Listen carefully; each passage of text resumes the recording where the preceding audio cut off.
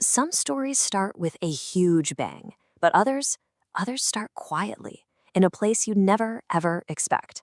This is one of those stories about a man, an incredible idea, and a single question that can define an entire life.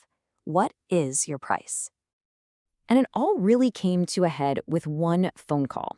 A call from Hollywood that posed a completely unexpected and frankly life-changing question. Just imagine that for a second. You pick up the phone, and the voice on the other end says, "Name your price." That's exactly what a lawyer from Universal Studios asked Dr. Joe Eagleman. See, they were tangled up in a lawsuit, and they needed him, the one guy who had literally written the book on how to create an artificial tornado. But to really, truly understand the weight of that question, you have to know where he came from. Because his story didn't start in some high-tech lab or a fancy university. Oh no, it started a world away from Hollywood. That's right. His journey began in a one-room schoolhouse.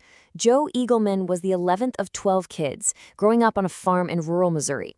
His parents had never even gone to high school, and for his first 8 years of school, all 8 grades learned together in a single room. I mean, you can't get much more of a humble beginning than that.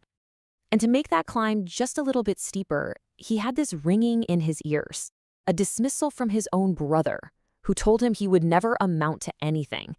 Now that is a heavy, heavy burden for a young kid to carry, but it also lit a fire in him.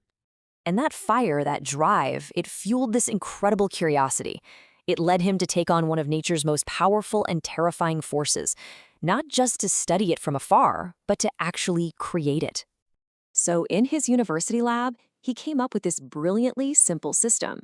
3 fans, a hole in the ceiling, and by pulling the air up and forcing it to spin, he did it. He created the very first unconfined tornado-like vortex, a miniature controlled storm right there in his own lab.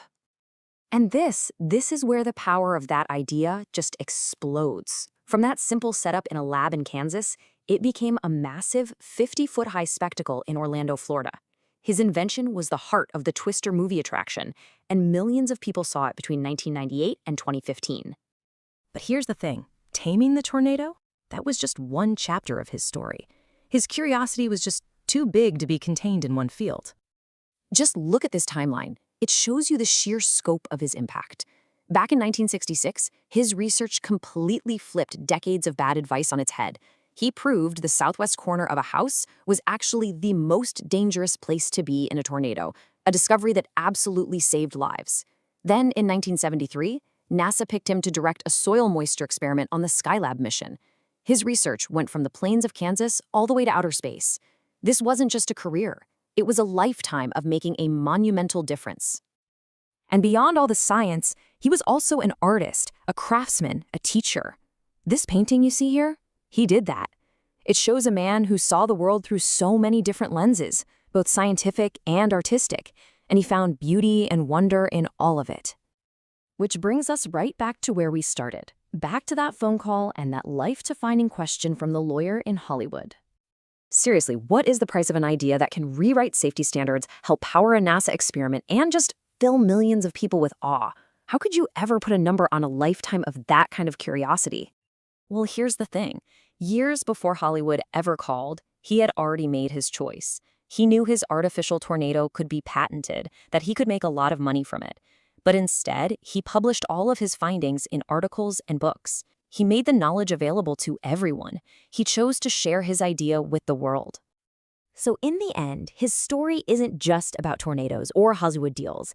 It's about believing in your own ideas when maybe nobody else does. And it kind of challenges all of us, right? It makes us look at our own lives and ask, how do we measure our worth?